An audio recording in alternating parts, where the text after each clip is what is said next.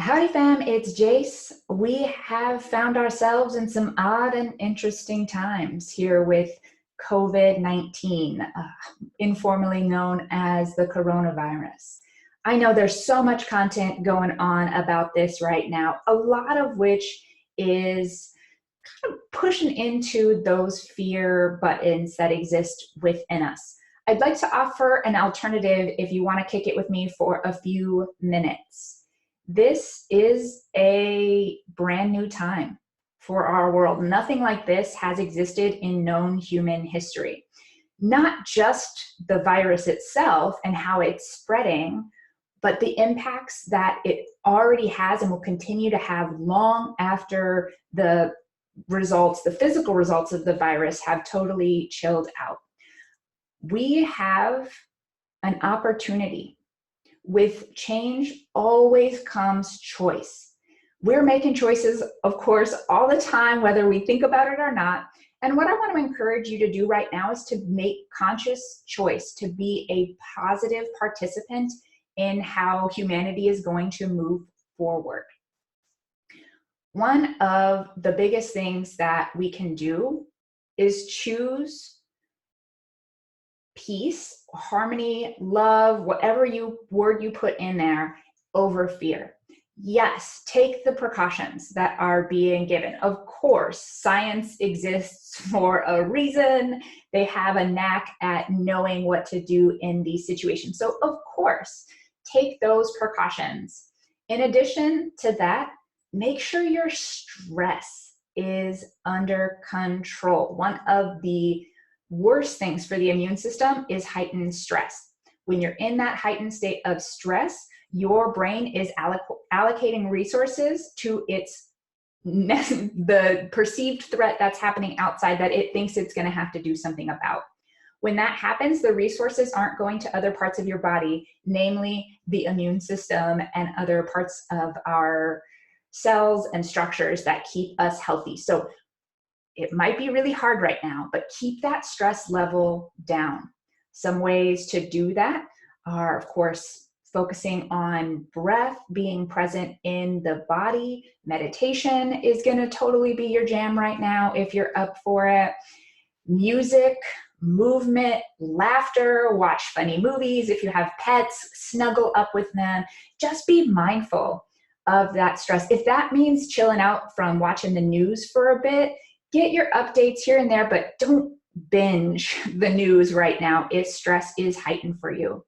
I know for a lot of folks, the economic implications of what's going on right now are the biggest concern.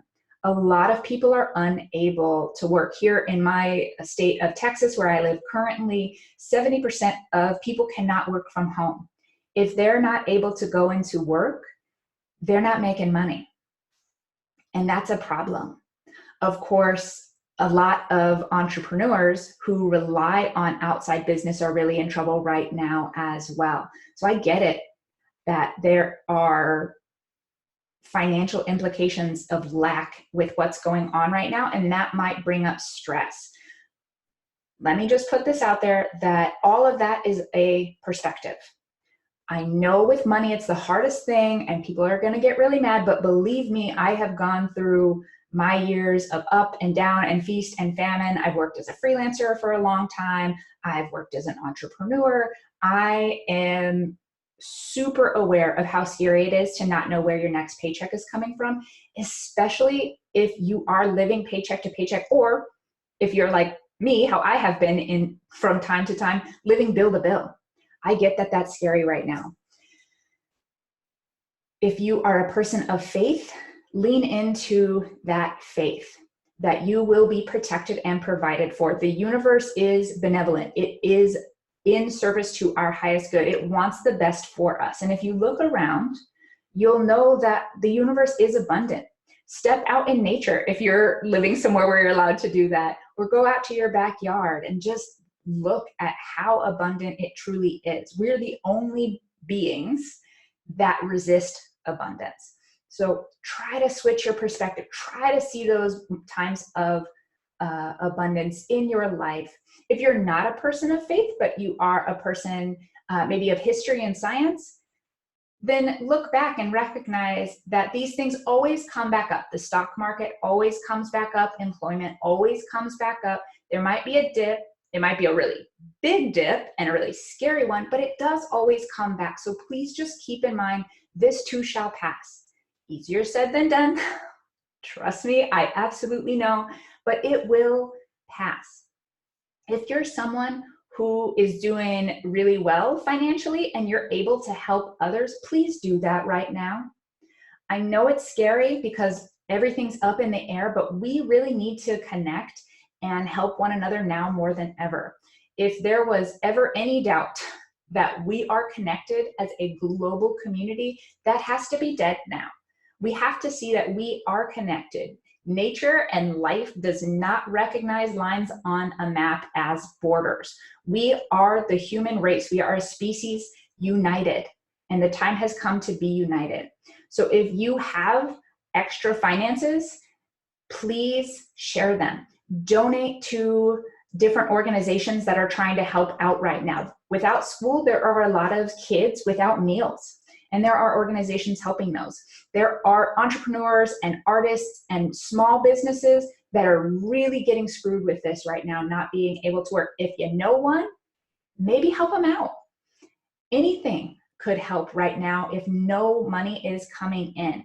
And if you are able to go and buy things online, buy gift certificates for your favorite restaurants or that little cafe down the block to ensure it doesn't go out of business right now. You can use your money in a way that could actually make or break how we come out of this. So if money's your strength, use that. If money is not in abundance right now, but you've got a lot of time, maybe because you're not at work, donate your time. Perhaps there is someone in your neighborhood who's a high-risk population who's not able to go to the grocery store or pick up their prescriptions or walk their dogs. See if there's anyone you can help with your time. There might be organizations that are having small groups get together to be in service. See about those. If you go to church, check in with your church. See who needs help within that.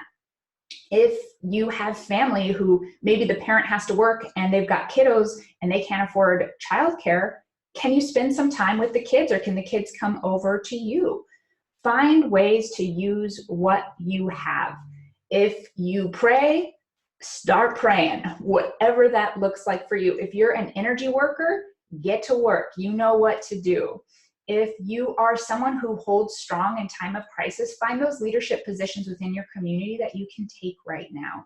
We all have something we can do to help this be a positive and productive time. We can be united now in this time. We don't have to separate our energy just because we're separating our bodies. We don't have to isolate our love and care just because we're stuck in our homes doing social distancing right now. There's so much we can do. If you can bring a little rainbow and sunshine into this energetic system or into an actual person's life, do that. Find those things that are your true gifts and give them to others now. Something we can all do, and I know it sounds super cheesy, believe me, I know, and it maybe is a little more woo-woo than you like. We can hold a vision, each of us, for what our world looks like when we're on the other side of this. A positive, beautiful, connected, heart-centered vision, or whatever your vision is, that we can just honor and hold right now.